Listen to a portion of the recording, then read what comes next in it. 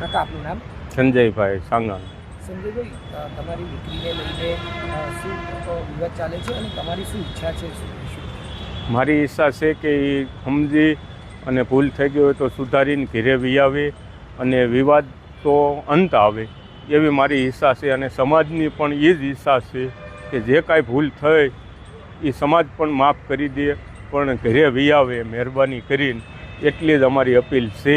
ભૂલ તો થઈ જાય પણ સુધારી લે તો એ મોટામાં મોટું ખુશે ને એના સપના જે છે એ પૂરા કરવા હું સમક્ષ છું.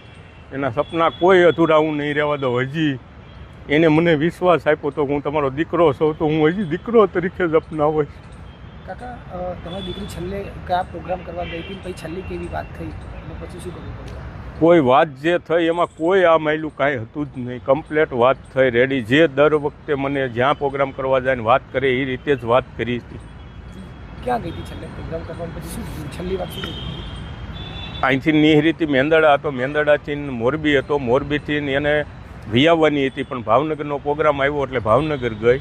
અને ભાવનગરનો પ્રોગ્રામ પત્યા પછી બીજા દિવસે બપોરે અમને વિડીયો કોલ કર્યો અને એણે કીધું પપ્પા અહીંયા પ્રોગ્રામ પૂરો થઈ ગયો છે ને હવે હું અત્યારે નહીં નીરું, સાંજે પ્રાઇવેટ બસમાં આવું એટલે સવારમાં હું પહોંચી જઈશ. આ વાત મારે છેલ્લે થઈ. પછી મળી કે ના મળી, શું થયું? પછી 21 તારીખે મળી.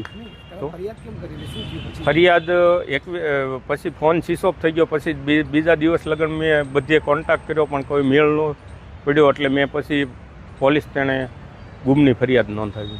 પછી કોઈ વાતચીત થઈ હોય કે પછી તો 21 તારીખે વાતચીત થઈ પણ કોઈ એનો જવાબ આવ્યો નહીં. તમે પરિવારથી વિમુખ થઈ ગઈ એટલે કે સમાજથી સામે પડીને દીકરીને પણ તમે સ્વતંત્રતા આપી. આજે કેટલો વિરોધ હતો તમે છતાં તેનો સપોર્ટ બન્યા પછી મેં એને 2 વખત વિરોધમાંય પણ પાછો વિશ્વાસ આપ્યો હતો અને એને મને વિશ્વાસ આપ્યો હતો.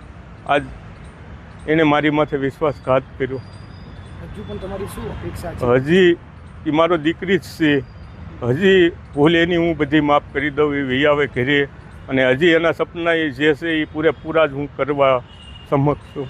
એક આખરી સવાલ એ કે આજે સરકાર સમક્ષ તમામ લોકો એવી અપેક્ષા કરી રહ્યા છે કે પ્રેમ લગ્નમાં માતા પિતાની સંમતિ જરૂરી છે.